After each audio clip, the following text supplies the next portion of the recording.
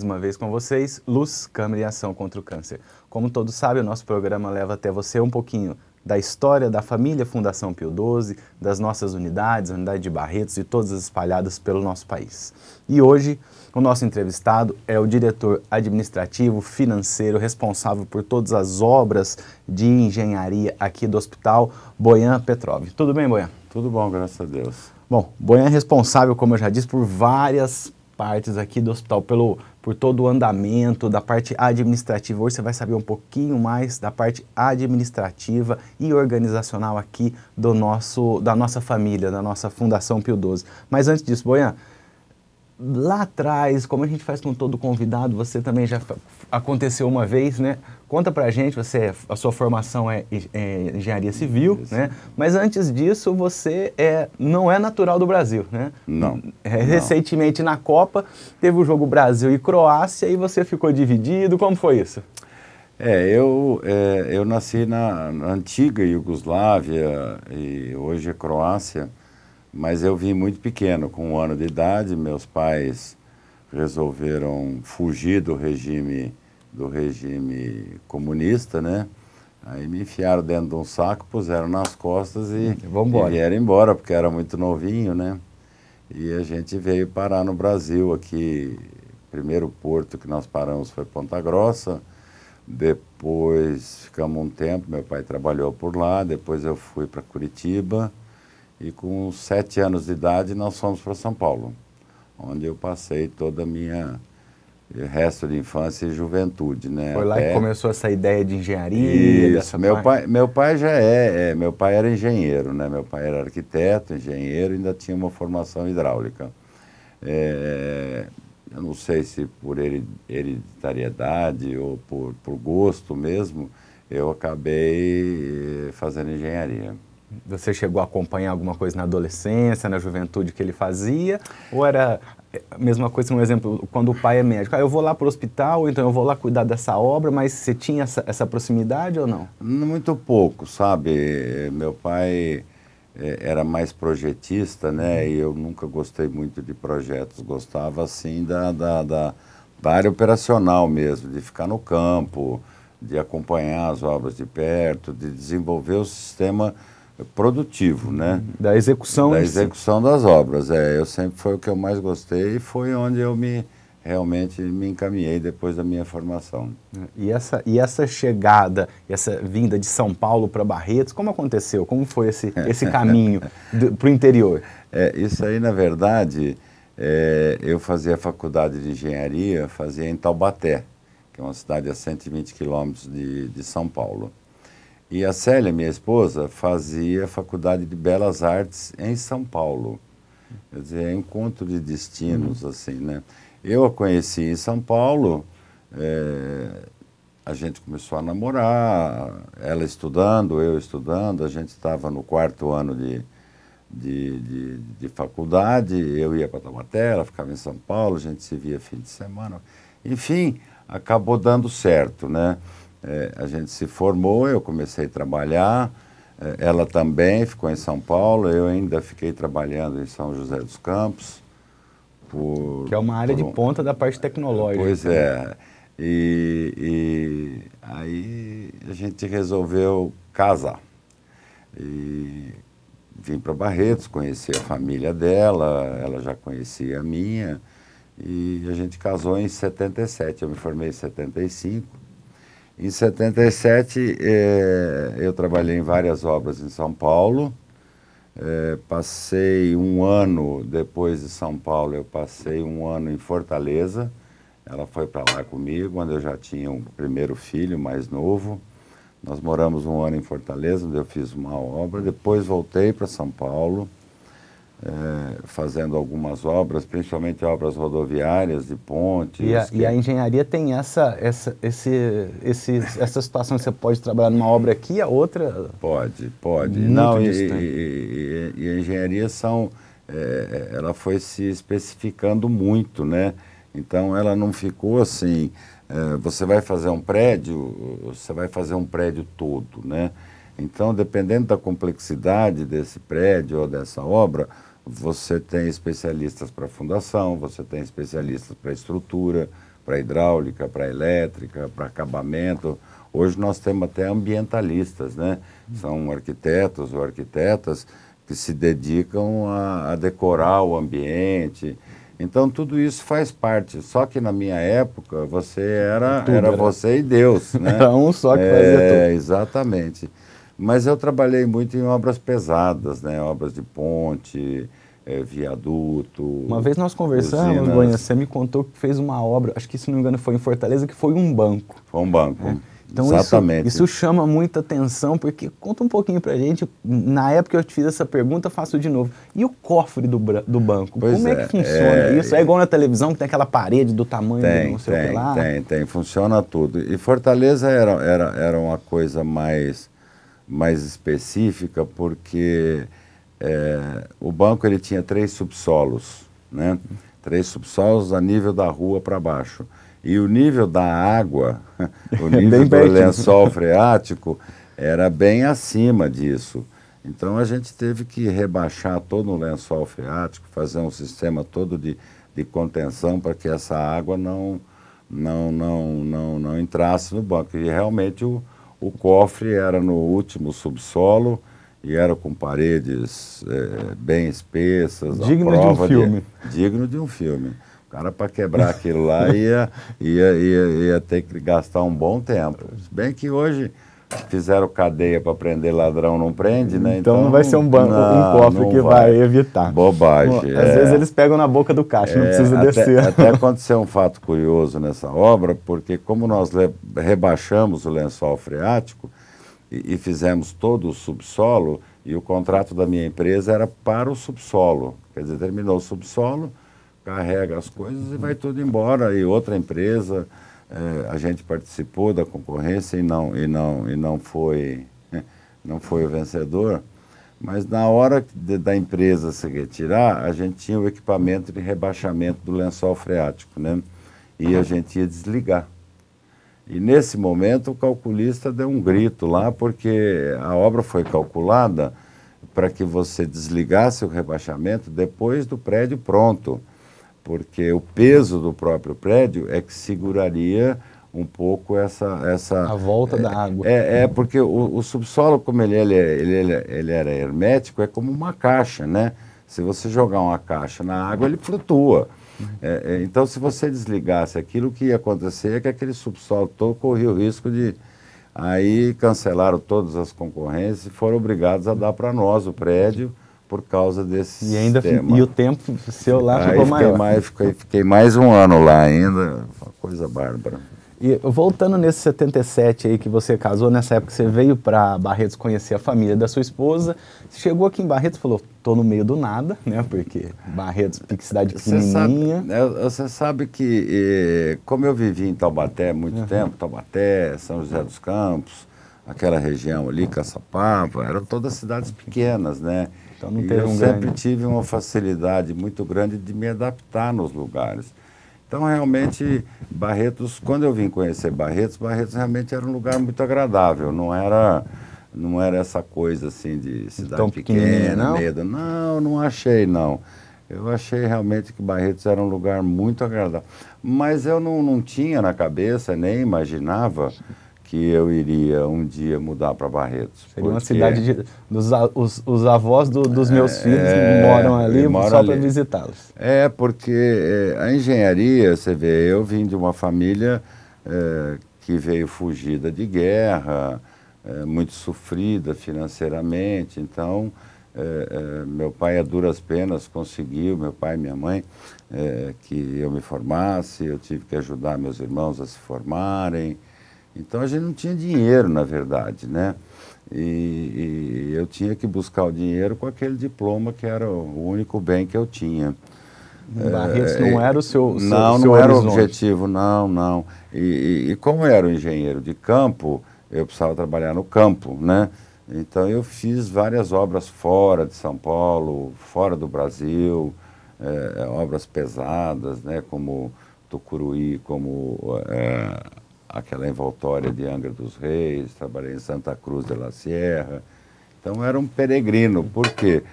Porque na nossa profissão, essas pessoas que que saíam para essas obras mais complexas e mais longe, a gente sempre ganhava mais, né? Então tinha um salário melhor, tinha Isso ajudava todo o sistema que você estava precisando naquele momento. Exatamente. E o meu objetivo era na verdade, fazer aquilo que eu gosto e, lógico, também ganhar um pouco de dinheiro. Bom, Boian está contando para a gente um pouquinho da sua trajetória, você está em casa conhecendo um pouquinho desse universo da engenharia, ele vai contar um pouquinho mais para a gente no nosso próximo bloco. E a primeira visita até Barretos, cidade agradável, cidade onde moram os avós, vão morar, né? Os avós dos meus futuros filhos, por aí, mas morar em Barretos, trabalhar em Barretos e, depois de tudo isso que ele falou para vocês, trabalhar num hospital. Bom, tudo isso você vai ver no nosso próximo bloco. Agora você vai ficar com o quadro Aconteceu e voltamos já. Mas não deixe de assistir o nosso programa todas as segundas-feiras às 9 horas da noite, com reprise aos domingos à 1 hora da tarde. Nosso site www.hcancerbarretos.com.br e também nas mídias sociais que você confere aí na sua televisão.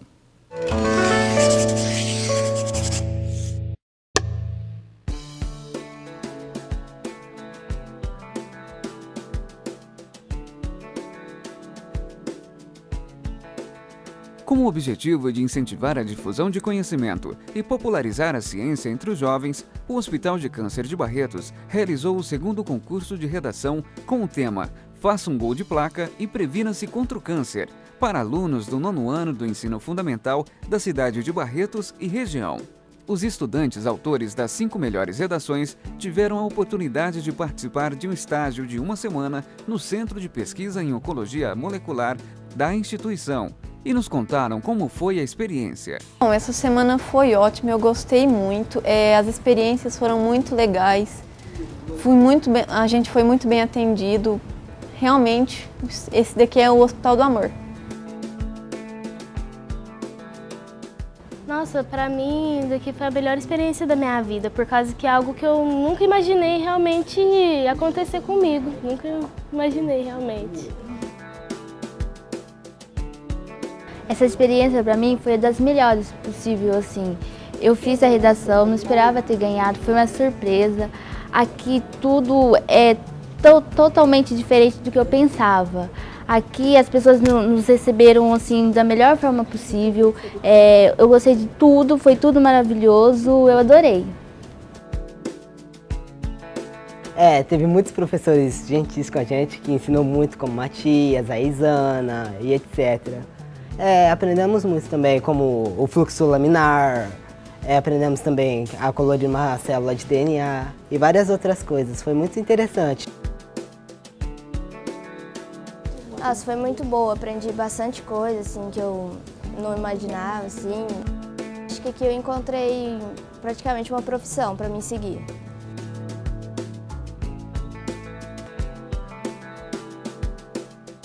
O concurso de redação, o segundo concurso de redação que nós fizemos esse ano novamente, acho que atingiu todas as nossas expectativas aqui do Centro de Pesquisa em Oncologia Molecular, né?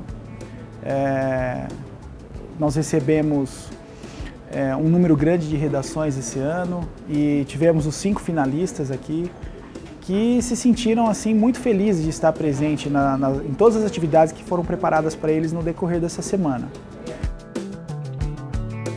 Nós esperamos no ano que vem um grande número de interessados novamente, então já avisando que para o próximo ano todos os alunos do 9º ano do ensino fundamental que venham aqui, façam a sua inscrição, mande a sua redação, converse com o professor e participe de mais essa iniciativa nossa aqui do Centro de Pesquisa em Oncologia Molecular, juntamente com o Núcleo de Educação em Câncer do Hospital de Câncer de Barretos. Muito obrigado a todos.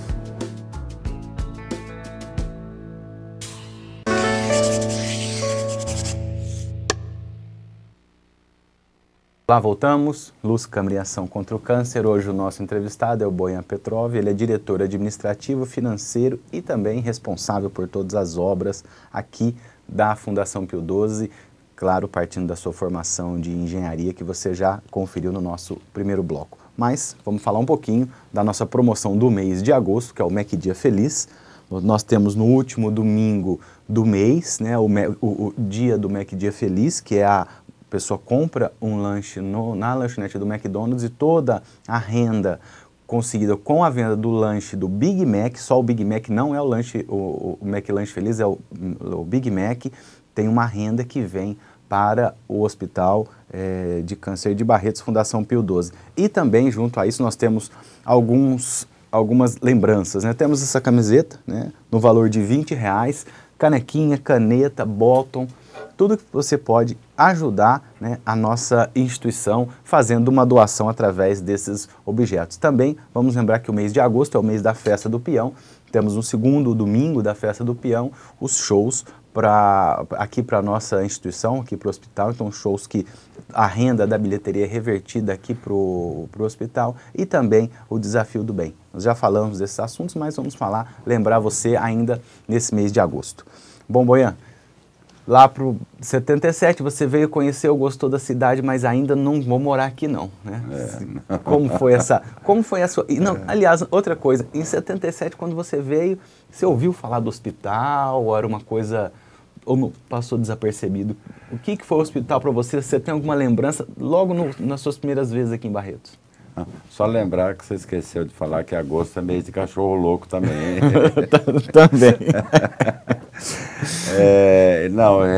Nessa época o hospital existia só na Rua 20, né, Rafael? E da Rua 20 ele era realmente um hospital muito acanhado, muito deficitário e com muito pouca projeção, né? O hospital, quando veio para cá, quando começamos para cá, o que a gente mais precisava era uma projeção por causa das doações. Mas realmente não tinha visão nem na cidade? Nada a ver para cá. A minha vinda para cá aconteceu porque meu sogro, né, acabou por antecipar, vamos dizer assim, o inventário dele. Porque, como eu te falei, eu tinha várias aspirações, né? E eu cada vez ia mais longe atrás dos meus empregos, atrás dos meus ideais e objetivos. E eu tinha uma proposta na época para ir fazer uma obra no Iraque. E isso abalou muito o relacionamento, a estrutura do pessoal, né, fazendeiro. Eu estava com um filho pequeno e aquilo... O pessoal mais tradicional do interior. Pois é, e aquilo ficou assim, sabe, ficou um ambiente esquisito, mas eu não tinha muita opção, porque, como eu te falei, não tem grana. Eu tinha um contrato, a expectativa de um contrato de 3 anos para ficar lá, tinha emprego para minha esposa, tinha viagens constantes cada 6 meses, tinha uma série de vantagens, trabalhava-se muito, porque o trabalho inclusive era de madrugada, não era nem de dia, você trabalhava durante a noite por causa do calor. E as condições eram muito boas, porque você recebia uma ajuda de custo para ficar lá, e o salário ele era depositado em uma conta específica no Banco do Brasil, e você só podia mexer no salário depois de cumprir o contrato. Isso era para evitar que as pessoas ficassem 2, 3 meses, quer dizer, fica um leréio de vai e volta, né? Então tinha uma amarração, e eu estava com essa proposta e isso abalou tudo. Aí meu sogro, ele já tinha na cabeça... porque ele era fazendeiro, ele já tinha na cabeça que ele ia fazer algumas doações para os filhos, e aí ele resolveu fazer, aí ele me chamou, queria saber o que eu ia ganhar, quanto que eu ia ganhar, o que estava acontecendo, por que eu ia, por que eu não ia, e eu falei para ele do jeitinho que eu estou falando para você, uma oportunidade tentadora, quer dizer, você com 3 anos de trabalho, você ia voltar para o Brasil com $3 milhões no bolso. Quer dizer, $3 milhões é grana para burro, né? E dava para mim começar a fazer e pensar na minha vida. Aí ele falou, bom, é só por causa disso? Eu falei, é. Ele falou, e aí eu estou pensando, então, em dividir umas fazendas, a sua parte seria mais ou menos isso. que vale 3 vezes o que você vai ganhar lá fora. Então eu achava melhor se você viesse para Barretos, vai cuidar da fazenda, né? Você vai ter sua renda e vai ter seu patrimônio e vai ficar perto da família. Aí conversei com minha esposa e acabamos achando a proposta mais tentadora. Bem melhor, né? Falou, eu vou ficar quietinho aqui. E aí passou de engenheiro para fazendeiro. Isso. E nessa época, coincidentemente, a minha esposa estava grávida e foi quando nasceu o meu segundo filho, o Eduardo, né? E aí ficamos aí, viemos para cá em maio de 81. Quer dizer que até 81 eu fiquei vivendo dos meus empregos, né? E assim vim para cá, mas vim para mexer com fazenda. Tanto é que você ainda perguntou, né, Barretos, cidade de fim de mundo. A única, como eu te falei, eu tenho assim disposição, né, e tenho facilidade para me ambientar em vários lugares. Mas a única coisa que eu estranhei muito em Barretos era uma fofoca, rapaz. Porque você chega e fala, puta, quem é o fulano? Todo mundo quer saber. Quem é o fulano? Tinha uma placa de genro desse tamanho no peito. Né? Seu nome era quem é aquele moço? Ah, é o genro do Oraldo. É o golpe do baú. Fez, sabe, essas bobagens. E fora as fofocas do dia a dia, né? O pessoal se junta numa esquina então, qualquer da cidade. Assim isso foi uma das coisas que eu estranhei, mas também, logo depois me acostumei a não dar bola para o que as pessoas falam, coisas, lógico, coisas idiotas, né? E vim tocar fazenda, comprei um aparelho de irrigação aí todo moderninho, né? A fazenda era só gado, eu falei, não, tem que fazer isso, produzir, começa a mexer. Que não era, porque o pessoal não estava acostumado. Não estava. Comecei, porque eu tinha que fazer alguma coisa, né? Eu trabalhava 12, 13 horas por dia, de repente, você fica olhando o boi comer. Inteiro, olhando o boi comer o pasto, estava ficando doido. Até que eu falei para a Célia, 6 meses que a gente estava aqui, falei, bem, isso aqui não vai dar certo, porque eu estou entediado, eu não tenho nada para fazer, eu preciso trabalhar. Comprei um aparelho de irrigação de sociedade com meu cunhado, vamos plantar feijão, isso foi, bom... Para ocupar a cabeça. Nossa, mas falta de experiência, pouco dinheiro, enfim, o negócio empatou, né? Falei, bom... O negócio é deixar os boi no pasto mesmo. Que, vamos voltar para... como dizia meu sogro, se você tiver no buraco, agarra no rabo do boi que ele te tira. E aí eu achei que eu podia mexer com a construção de novo. Aí comecei a mexer com alguns amigos, pessoas que estavam querendo construir. E eu notei que em Barretos, o que acontecia na época, as pessoas que tinham um pouco mais de dinheiro, que construíam casas boas, eles entregavam aquilo para o empreiteiro.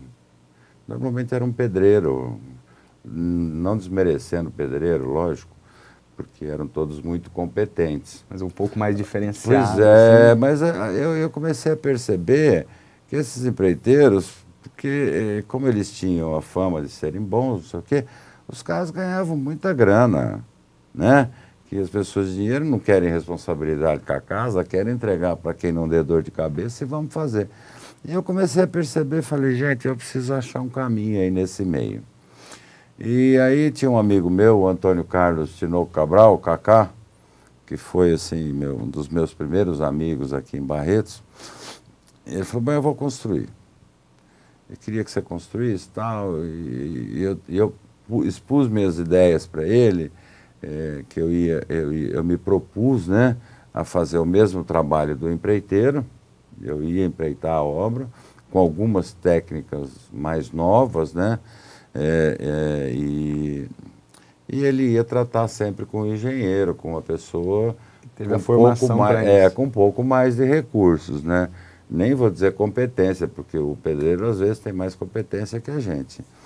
Mas, e assim foi, rapaz. A primeira casa que eu construí foi a do Cacá,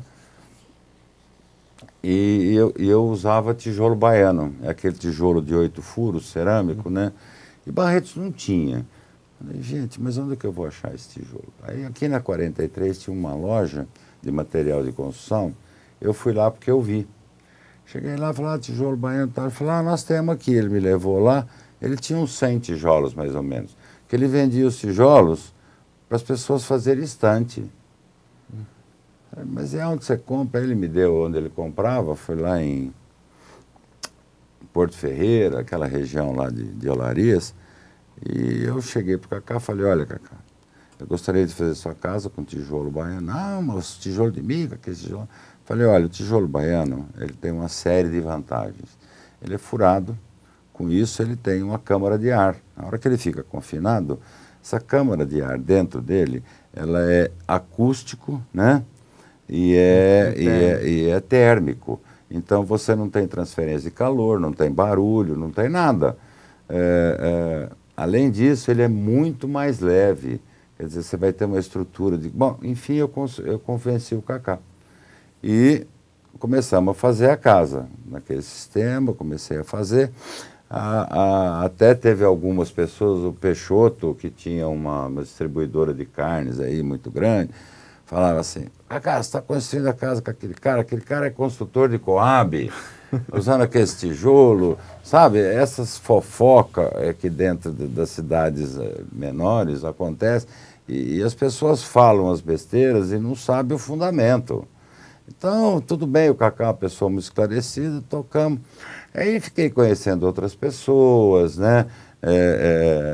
O Maurício Jacinto, o Nelson Madeira foi também, até meu pai que fez o projeto para a casa dele. Então, eu devo ter feito em Barretos, entre 81 e 89, mais de 100 casas. E você que então que introduziu o tijolo baiano em Barretos, com certeza. Eu me considero como introdutor do tijolo baiano, com certeza. Não era nenhuma invenção, era uma coisa que já usava em todo lugar. Tanto é que hoje você vê, porque o conceito de alvenaria, ele é para você fechar um buraco, ele não é estrutural. O que as pessoas faziam aqui, faziam a base de tijolo, subiam parede de tijolo e achavam que a casa é estruturada. Se você andar na primavera, principalmente tem um solo muito volátil, hoje você vê muitas casas trincadas. Por quê? Por falta de estrutura. E eu lembro que os prédios que eu fazia, eu fechava a parede com Pumex, né? Pumex era um composto de cimento muito leve, muito poroso. Hoje estão fazendo casas com isopor, com malha de aço. Então esse fechamento não era o problema. Não era o problema, porque ele é só um fechamento. E foi assim que aconteceu. Você ficou conhecido na cidade? Como construtor, aí, lógico, as casas foram evoluindo, as pessoas começaram a me respeitar, não como construtor de Coab, né? E aí o hospital olhou para você? Não, aí nesse meio tempo é interessante. Mas esse você vai contar para a gente no nosso próximo bloco. Bom, certo. Boian está contando para a gente um pouquinho da sua história em Barretos, uma coisa interessante que eu também não sabia, com certeza você não, que ele introduziu uma coisa que já existia, mas aqui em Barretos não, o uso do tijolo baiano. Então, mais uma coisa para você contar aí na sua roda de amigos e mais uma curiosidade aqui do nosso programa. Agora você vai ficar com o quadro Conhecendo e voltamos já. Você sabia que o Hospital de Câncer de Barretos possui uma sala de mamografia humanizada? Além de mamógrafos digitais de última geração e profissionais de altíssima qualidade, nosso departamento de prevenção conta com um espaço desenvolvido para que o exame de mamografia seja muito mais confortável. A paciente pode escolher o tipo de ambiente onde quer fazer o exame, graças a telões que exibem cenários de praia, jardim ou cachoeira. Para gerar uma sensação ainda mais realista durante a realização dos exames, são acionados efeitos sonoros e essências perfumadas de acordo com cada tipo de ambiente. Toda essa tecnologia proporciona uma experiência muito mais agradável para as pacientes. Se você é mulher e tem de 40 a 69, procure o Departamento de Prevenção do hospital e se informe sobre a sala.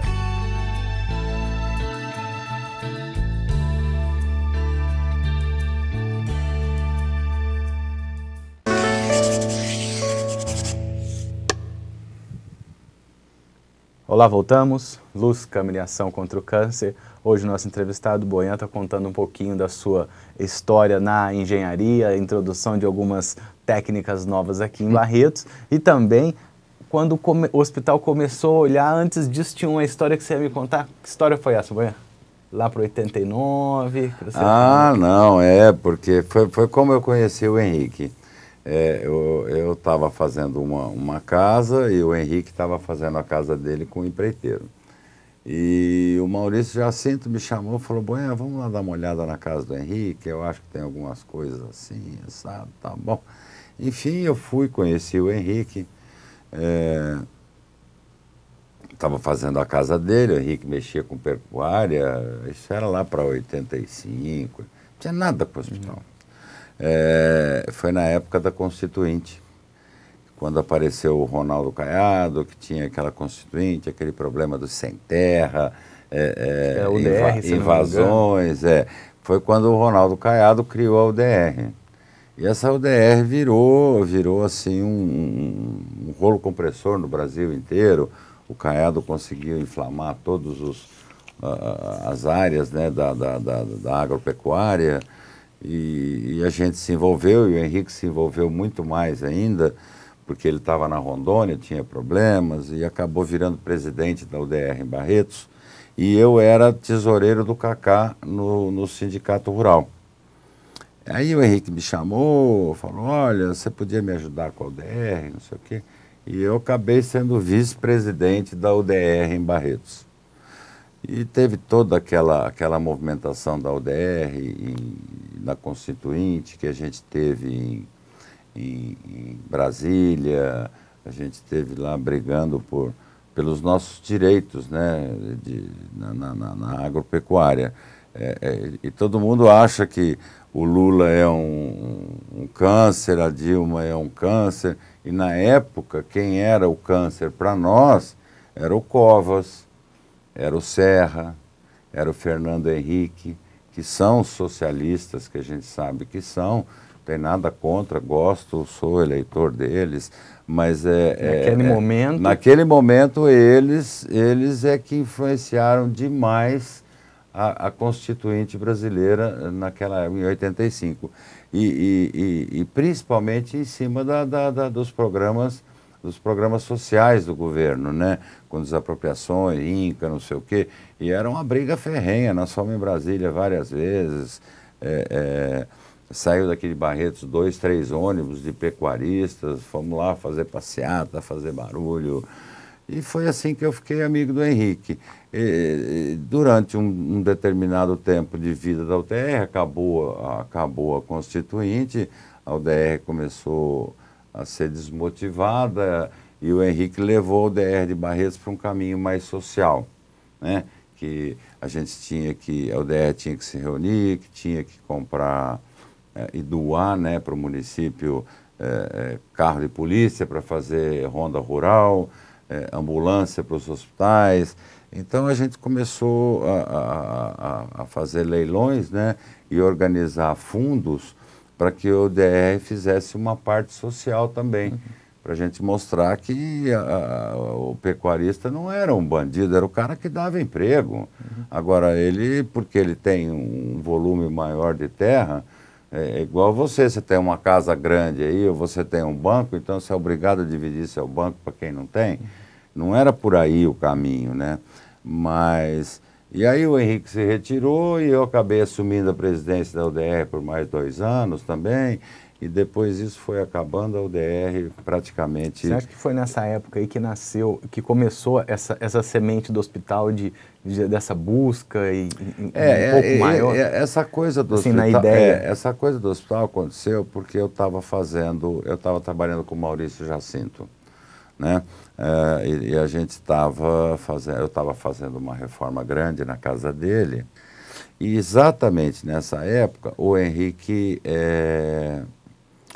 começou a história dele no hospital, na Rua 20, onde ele ia fechar, e no fim, quando eu nem sabia dessas coisas também, eu fiquei sabendo quando ele resolveu me mostrar um projeto, que aí ele chamou o Maurício, ele montou uma equipe, que ele chamava uma equipe de construção, que eram 5 pessoas, que era o Aidil, do Banco Queiroz, o Daniel Bampa, o Maurício, o Henrique, e o Maurício falou para ele que gostaria que eu trabalhasse junto nessa equipe. E eu realmente acabei sendo convidado e assumi.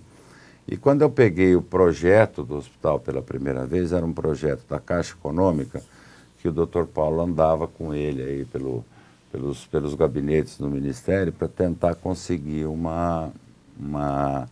financiamento para que ele fizesse um hospital maior, melhor, numa área que ele tinha ganho lá daquele Roberto Scalhão, que era o dono do antigo Minerva. E eu peguei aquele projeto, era um projeto de 12 mil metros, e era um projeto assim muito simples, sabe?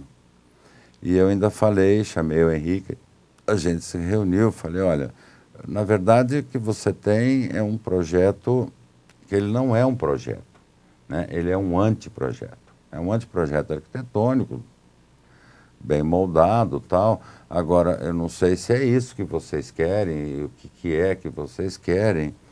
E eu falei para ele que a gente deveria fazer um projeto mais amplo, mais completo. Mais ousado. E um plano diretor, onde você, como você não tem capacidade financeira para fazer aquilo tudo de uma vez, para você poder fazendo por etapas. Então a gente devia pegar o arquiteto e fazer isso. E eu me indignei muito nessa época porque o arquiteto era um contemporâneo do Dr. Paulo. José Carlos Bros, um cara especialista em arquitetura hospitalar e tal. E como ele era contemporâneo, o Dr. Paulo chamou ele. E o Dr. Paulo tinha uma verba de 700, 800 boi gordo, que o vô do Henrique deixou para eles, para destinar para o hospital. E esse cara pegou esse dinheiro tudo e fez um anteprojeto assim, uma coisa, mais ou menos, de uma semana, fazer um desenho e entregar, a troco de 800 boi gordo. Eu falei, gente, não é possível, isso é um troço, assim, escandaloso, né? O Henrique ficou possesso, como é que esse cara faz um troço desse, não sei. Bom, enfim, fomos no arquiteto lá em São Paulo. Olha, a gente queria fazer um anteprojeto, assim, queria uma coisa mais ambiciosa, tal, papapá. E ele acabou não fazendo o plano diretor, acabou fazendo só o ambulatório, como ele é hoje. E ele queria cobrar esse projeto. Aí o Henrique montou na cacunda dele, né? Falou, não é possível, rapaz, você já cobrou uma fortuna para fazer um anteprojeto, pelo menos esse ambulatório você tem que me dar. Bom, e assim acabou indo. Ele deu o projeto do ambulatório. E depois daquela história toda, que já é conhecida do Henrique, a gente começou a se mobilizar atrás de dinheiro. E o que eu me propus a fazer? Eu tocava as minhas obras dentro de Barretos, que eu tinha sempre 8, 10 casas em construção, e eu me propus a montar uma equipe no hospital e trabalhar da mesma maneira que eu trabalhava nas minhas casas, entendeu? Ele me pagava lá um pouquinho por mês, como se fosse um salário de um servente, de um pedreiro, e eu acompanhava as obras e mantinha o pessoal tocando e fazendo a obra. Coordenava o pessoal. E foi assim que eu fiz. Eu fiquei até 94 trabalhando com o Henrique no hospital dessa maneira. Aí, quando nós concluímos, em 92, o ambulatório, inaugurou aquela coisa toda, aí sentamos de novo, falou, bom, e agora, o que nós vamos fazer? Falei, agora, pelo amor de Deus, vocês têm que fazer um anteprojeto. Aí o Henrique falou, mas com esse cara eu não vou fazer mais nada, não quero nem ver ele na minha frente. Falei, ótimo, então vamos procurar. Aí nós fomos procurar, achamos o professor desse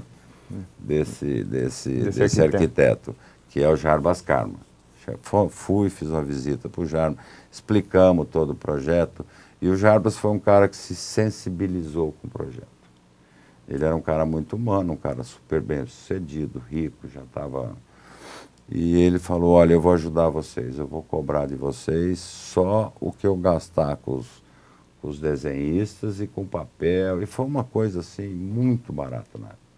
ele fez um plano diretor espetacular, que é o plano diretor que está hoje, que está implantado todo no hospital, e todos os prédios na sequência. E com isso nós conseguimos ir fazendo os prédios sem ter aquela coisa de ter um puxadinho para cá, um puxadinho para lá. Uma construção organizada, exatamente, e correr pausada. O risco de virar uma coisa sem pé nem cabeça, entendeu? Então isso foi uma coisa que eu agradeço todos os dias, ainda falar para ele, que eu agradeço de você ter ouvido e cabeça de ter me ouvido para fazer isso. Porque se depender das pessoas, você sabe se é médico, principalmente a classe médica, os caras estão com uma determinada área, de repente, eu preciso de uma salinha para fazer um exame, para fazer uma colonoscopia, qualquer coisa, e vai lá e faz um puxadinho. E aí fala, e aí tem a famosa, já que eu estou fazendo isso, vamos fazer outra. É o tal do definisório, e aí nós batemos pesado, então não faz, é isso aqui. Os primeiros projetos, os médicos nem viram, nunca viram. Eles chegavam no prédio quando ele estava pronto e como tudo era muito grande, né, a gente sempre fez com muito espaço, nunca teve problema. Nós temos problema hoje, porque inchou e você precisa... Aí começam os comentários, nossa, o projeto foi mal feito. Só que as pessoas esquecem que o projeto foi feito para 600 pessoas por dia. Ele é tão bom e tão maleável que hoje atende 3.000 e ele está lá, intacto, funcionando. Sabe, áreas que você tinha com desperdício, nós tiramos para fora do hospital, criamos áreas novas. Então, eu considero o projeto, tanto arquitetônico como construtivo do Hospital do Câncer, perfeito. As pessoas criticam, tem muitas críticas, do próprio Henrique tem críticas, mas a prova que ele é perfeito é que ele está lá, que ele tem mobilidade. Sabe, o hospital é muito dinâmico, você precisa, tudo que você precisa fazer, você consegue fazer dentro dele. Isso você vai contar, Bonha, para a gente no nosso próximo bloco. Contar como você consegue mudar uma área entre dois prédios que não tinha nada para uma nova sala, uma nova ala de atendimento. Bom, você vai ficar agora com o quadro Uma Dose de Saúde e voltamos já. Mas não deixe de acessar o nosso site www.hcancerbarretos.com.br. E como você está vendo aí agora, estamos nas redes sociais. Dê uma passadinha por lá, clique, comente, assiste o nosso programa, um pedacinho que se quer, no YouTube. Voltamos já já.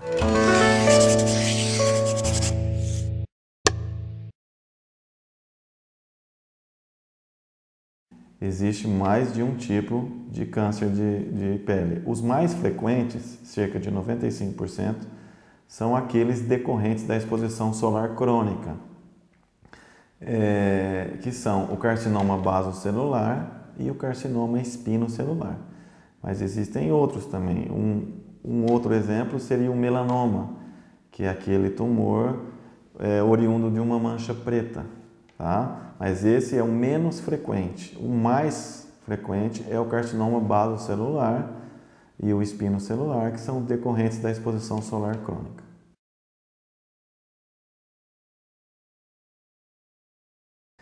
As principais características, tanto do basocelular como do espinocelular, a principal é uma ferida crônica que não cicatriza. Às vezes ela tem sangramentos, né, e ela tem um crescimento lento. Então, qualquer ferida que não cicatrize, procure um médico, que pode ser um câncer de pele. Outra coisa é que geralmente ela está em área de exposição solar crônica, ou seja, na face, no V do decote e nos membros superiores, que ficam mais expostos ao sol. Já o melanoma, ele não tem tanto a ver com a exposição solar. Já seria aquela mancha preta e que de repente ela muda de cor, ou ela aumenta de tamanho, ou ela fica irregular. Qualquer alteração de cor, de tamanho, de borda, de uma lesão enegrecida, procure um médico, que pode ser um câncer de pele chamado melanoma.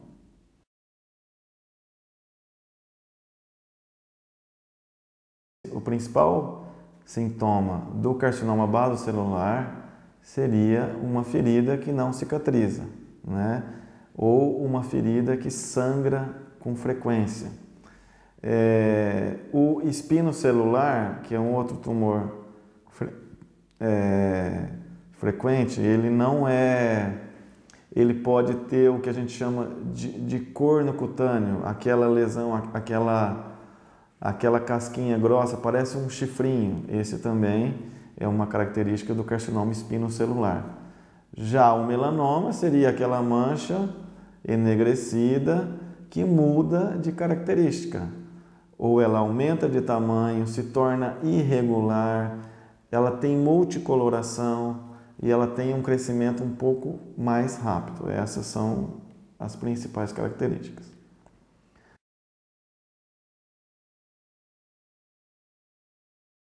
Então, as áreas mais comuns do carcinoma basocelular e do espinocelular são as áreas de exposição solar, ou seja, a face, o decote, o braço, o antebraço, o dorso de mão, onde a gente se expõe bastante, o lábio inferior. Já o melanoma, ele é um tumor que ele pode aparecer inclusive em pessoas negras, né? E ele aparece na área clara, por exemplo, na planta do pé, na palma da mão. Ele não tem tanta relação com a exposição solar, tá? A não ser em pessoas que tomaram muito sol na infância e aquela manchinha negra pode virar um melanoma. Aí tem alguma relação, mas menor do que o basocelular e o espinocelular.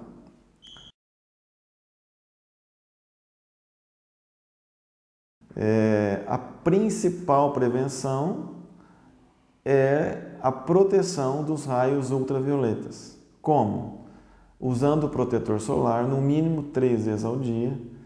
Depois aí de 3, 4 horas, o protetor solar ele perde a sua eficácia, então a gente tem que repassar.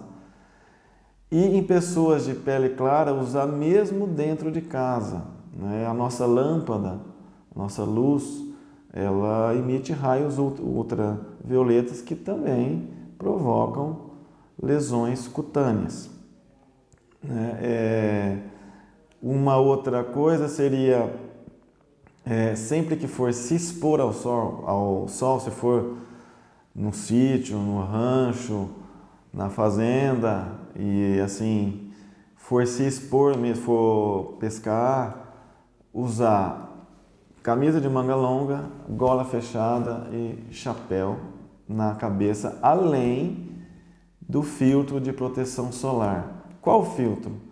De fator 30 para cima.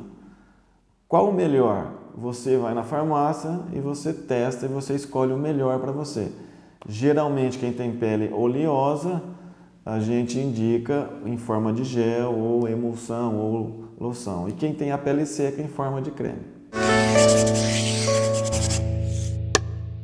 Olá, voltamos. Luz, câmera e ação contra o câncer. Hoje o Bonha está contando para a gente um pouquinho do que acontece aqui no hospital e o que aconteceu na vida dele em Barretos e o que acontece no hospital, toda a parte de engenharia civil, tudo que ele toma conta. E Bonha, você falou que a nossa estrutura aqui no hospital ela é bem atual, né? Mesmo você falou que foi concebida para 600, hoje nós estamos em 3.500, né? Mas o que você acha assim hoje, nesse desenho, nesse plano diretor, que foi, bom, essa área foi melhor pensada, ou então eu preciso ainda ter alguma alteração no panorama geral, né? Conta um pouquinho para a gente da estrutura física do hospital hoje. O problema da estrutura física é que foi concebido, como eu te falei, um plano diretor. E esse plano diretor, ele atende àquela demanda que ele foi projetado. Só que ele foi projetado de maneira que você permite que ele tenha ampliações, que você possa fazer remodelações nele, porque o projeto estrutural dele são feitos em pilares a cada 7,20 metros. Isso quer dizer que se você pegar um salão e resolver derrubar todas as paredes, você fica realmente com o salão e remodela ele inteiramente. Para você ter ideia, a dinâmica do hospital, O ambulatório nós já reformamos ele 5 vezes. Ele começou com 12 consultórios, hoje tem 30. Nós já tiramos o banco de sangue de onde ele estava e hoje virou o ambulatório da mulher, onde abriga a ginecologia e a mama. A radiologia e a radioterapia eram ambientes que foram ficando pequenos porque faltavam máquinas, faltavam equipamentos. Então, é até muito curioso porque nós construímos o 2º andar, fizemos um 2º andar nesses 2 blocos, não paramos o atendimento embaixo, foi uma obra sacrificante, demorou quase 3 anos, e levamos toda a parte administrativa e toda a parte de física e laudos para cima, e embaixo nós abrimos espaço para colocar mais equipamentos. Esse 2º andar, você teve que pensar isso agora ou isso lá atrás já estava pensado? Não, lá de trás, quando nós fizemos o projeto de cálculo estrutural, já foi pedido ao calculista que ele fizesse a sustentação, a base, né, para que ele pudesse sustentar 2 andares. E a internação 4 andares, porque a gente não sabia o futuro. Depois nós partimos para a quimioterapia. Como eu tive que tirar o banco de sangue, como eu tive que tirar a fisioterapia e a odontologia, nós não tínhamos onde pôr, porque eu precisava dos espaços da fisio e da odonto para ampliar a medicina nuclear. Porque nós estamos aí agora implantando o PET-CT, são 2 PET-CT que precisam de uma área monstruosa. Então nós desestabilizamos isso. E aonde nós vamos colocar? Embaixo da cozinha, da lavanderia, tinha um estacionamento onde eu tinha um pouco da minha área de manutenção. E ali nós resolvemos cavar aquele estacionamento na frente da quimioterapia. Ali está tudo cavado por baixo. Nós entramos por baixo, cavamos e fizemos uma área ali. E usamos toda a parte do estacionamento onde nós abrigamos a fisioterapia, a odontologia e criamos mais um espaço para o departamento de cabeça e pescoço. Então ali embaixo ficou ótimo. Eu desestabilizei em cima, pus lá embaixo. Aí vamos reformar a quimioterapia. A quimioterapia também era um lugar que estava acanhado, nós tivemos que abrir. Conclusão, tivemos que criar um 2º andar. Fizemos o 2º andar também na quimioterapia, remodelamos toda a quimioterapia e no 2º andar ficou o ensino e pesquisa, que é a pesquisa clínica, onde os pacientes de quimioterapia estão em trabalho de pesquisa com parceria com os ambulatórios. Então, essa reforma, ela foi monstruosa, porque eu tive que cavar a terra, tirar a terra, fazer uma estrutura por baixo, né, abrigar esses departamentos embaixo. Teve que fazer um subsolo sem mexer na parte de cima. Isso, de cima nem sabia o que estava acontecendo. Bom, sabia, porque tinha um barulho.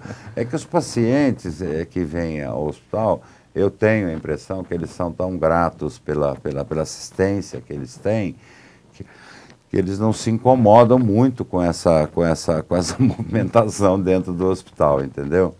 E agora, você vê, nesse andar de cima, onde tinha a pesquisa, como sobrou um espaço, eu já deixei um espaço técnico, hoje, ninguém sabe também, nós estamos terminando de fazer uma ampliação da pequenas cirurgias, que provavelmente nós vamos tirar a pequena cirurgia de onde está, vamos criar ali um espaço maior para endoscopia, talvez um outro equipamento de diagnóstico por imagem e também a cirurgia intervencionista. Então, isso tudo são obras. Nós estamos planejados agora para o mês de setembro, como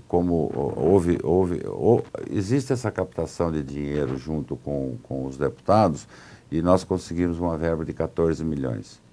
E essa verba, eu entrei, tudo com construção, para a gente fazer a reforma da medicina nuclear, fazer a reforma da patologia, que também está acanhada hoje, e eu queria fazer a internação nova. Fazer o prédio todo, a internação, que é uma carência grande do hospital hoje, onde o hospital tem um CIA inflamado você às vezes não tem espaço na internação para colocar os pacientes do CIA. Então ali, esse dinheiro foi pedido assim. Quando chegou na aprovação desse projeto, o dinheiro estava liberado, tudo, o Ministério apareceu com uma lei que ele não podia financiar obras novas. Aí num jogo lá rápido assim, nós conseguimos virar esse dinheiro de construção nova para a reforma da internação. Então eu devo começar essa reforma agora. Mas para completar o plano diretor, ainda preciso fazer essa outra internação e terminar a pirâmide. E tem eu escutei pelos corredores uma ideia de que toda a área de apoio do hospital vai sair, né? E vai para outro. Isso é um plano futuro. É um plano futuro, porque essa área de serviços, né, que é onde está lavanderia, cozinha, a gente considera hoje uma área de terceiro escalão, né, uma área de apoio. E ele está dentro de um hospital onde a área é nobre. Ele está no espaço nobre. No espaço nobre, quer dizer, aquela área toda ela pode ser usada para o assistencialismo.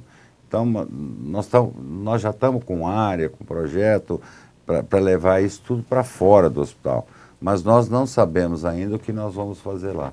Como nós estamos hoje com várias reformas, várias obras, isso aí está ainda numa área de estudos. Mas é uma coisa para o futuro. É uma coisa para o futuro, é uma realidade que vai se apresentar rapidamente. Bom, Boian, eu queria agradecer a sua presença aqui hoje no nosso programa. Boian contou um pouquinho da sua história aqui na cidade de Barretos, sua história na engenharia, introdução de algumas técnicas aqui na cidade e também toda a sua participação na construção física do hospital. Mas já vai ficar aqui, Boian, um convite para um próximo programa que eu quero que você fale também da toda a sua parte, da sua ajuda nesse crescimento do hospital, da área administrativa, da área financeira, das brigas lá em Brasília que você tem. Eu gostaria já de deixar o convite feito, né, para um próximo programa. E agora você vai ficar com o quadro Trocando Ciência em Miúdos com o Dr. José Humberto. Voltamos em breve. Não esqueça de acessar o nosso site www.hcancerbarretos.com.br e também estamos em quase todas as mídias sociais. Voltamos em breve. Muito obrigado.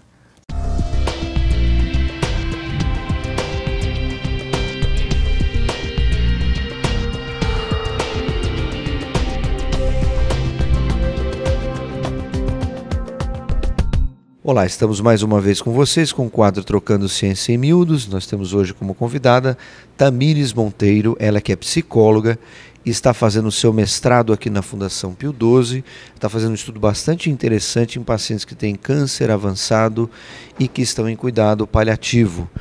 Olá, Tamires, tudo bem? Tudo bem, Dr. José Humberto, é um prazer estar aqui falando com vocês sobre a minha pesquisa. Eu sei que você está fazendo um ensaio clínico com pacientes que têm câncer avançado. Que tipo de pesquisa é isso, um ensaio clínico, Tamires? Sim, um ensaio clínico nada mais é que uma metodologia de pesquisa, né, que é utilizada em grupos para avaliar se uma intervenção ou um tratamento é efetivo nesse tipo de população. Então você está oferecendo alguma coisa diferente que não existe, é isso? E aí você quer saber se essa sua medida vai funcionar. É mais ou menos isso. Isso, mais ou menos isso. A gente vai testar uma intervenção psicossocial breve antes do encaminhamento desse paciente para o cuidado paliativo, juntamente com o cuidado paliativo precoce. Então, o paciente que receber o diagnóstico de câncer avançado, estiver em cuidados paliativos, então você vai oferecer uma intervenção psicossocial, é isso? Isso, exatamente. É uma intervenção que a gente será feito, né, com 2 psicólogas a princípio. São 5 sessões, uma vez por semana, né, semanal, com duração até de 50 minutos. Tem uma base bem psicoeducativa mesmo, buscando a redução de sintomas depressivos e de ansiedade nesses pacientes. E nessas entrevistas ou nessas consultas com os psicólogos, o que vai ser abordado, o que vai ser falado, como é que vai ser essa intervenção? A intervenção ela é baseada na terapia cognitivo-comportamental. A gente vai utilizar uma metodologia bem psicoeducativa mesmo, sobre a doença, né, sobre o cuidado paliativo, para preparar este paciente para chegar no cuidado paliativo com sintomas depressivos e de ansiedade mais reduzidos. E a gente está falando muito de cuidados paliativos, né? A gente não explicou o que é o cuidado paliativo. O paciente está indo para o cuidado paliativo, o que significa isso? O cuidado paliativo ele é entendido como uma forma de tratamento, né, que visa reduzir os sintomas no decorrer do tratamento antineoplásico comum, né? Então, lá ele vai conseguir controlar melhor a dor, ter uma maior qualidade de vida e tudo mais. Então quer dizer que você então faz essa intervenção e depois você vai querer avaliar o efeito dessa intervenção psicossocial. O que você espera encontrar nesse estudo que você está propondo? Sim, a gente espera encontrar que essa intervenção ela seja algo que melhore a saída do paciente para o cuidado paliativo e que futuramente acabe se tornando um protocolo de atendimento no encaminhamento desses pacientes. Então, efetivamente, você acha que o seu estudo poderia mudar, então, a qualidade de vida desses pacientes? Sim, nós acreditamos e esperamos que sim. Quantos pacientes você vai incluir no seu estudo? O meu estudo ele faz parte de um estudo maior, né? O estudo maior visa estudar 150 pacientes e o meu estudo vai abranger apenas 60 pacientes, porque é o momento que a gente vai testar se isso realmente funciona ou não. Funcionando, a gente continua até os 150. E você não começou ainda o estudo ou vai começar? Que fase do estudo você está agora? A gente vai iniciar já a coleta nos próximos dias e nós temos previsão de 1 ano para fazer essas intervenções. Então temos 1 ano pela frente até termos os resultados do seu estudo. Sim, a gente espera que em 1 ano dê para conseguir fazer as intervenções com todos esses pacientes. Ok, Tamires, muito obrigado pela sua entrevista. É isso aí, o Hospital de Câncer de Barretos fazendo pesquisa para auxiliar os seus pacientes. Espero vocês na próxima semana. Até lá.